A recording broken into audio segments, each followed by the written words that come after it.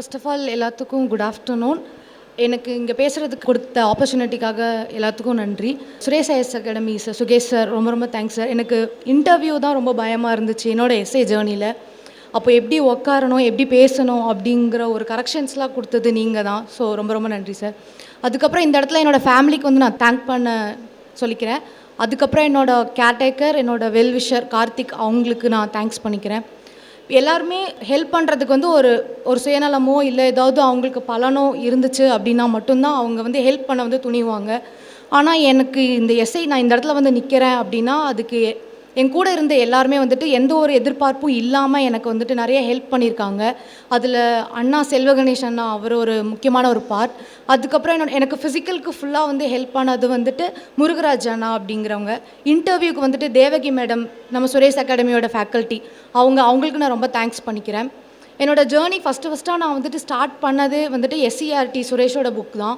அந்த புக்கை படித்து தான் நான் வந்துட்டு குரூப் 1ஆக இருக்கட்டும், குரூப் 2ஆக இருக்கட்டும், என்னால் ப்ரிலிம்ஸ் வரைக்கும் கிளியர் பண்ணுறதுக்கு வந்துட்டு ஒரு நல்ல ஹெல்ப்ஃபுல்லாக இருந்துச்சு.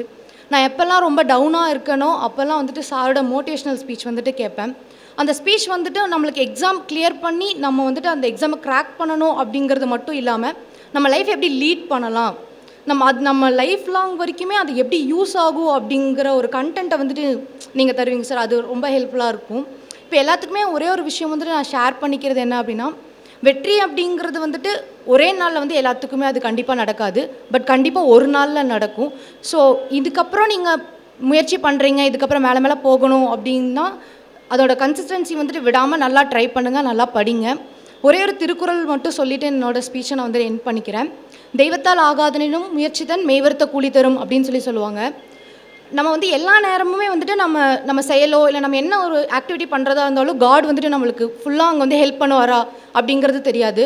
ஆனால் உங்களோட ஹார்ட் ஒர்க்கும் உங்களோட விடாமுயற்சியும் வந்துட்டு கண்டிப்பாக உங்களுக்கு வந்துட்டு ஹெல்ப்ஃபுல்லாக இருக்கும் அப்படின்னு சொல்லிட்டு சொல்கிறேன். இந்த ஸ்பீச் கொடுத்த எல்லாத்துக்குமே ரொம்ப thanks. Thank you sir. Suresh IAS academy, வெற்றியின் முகவரி.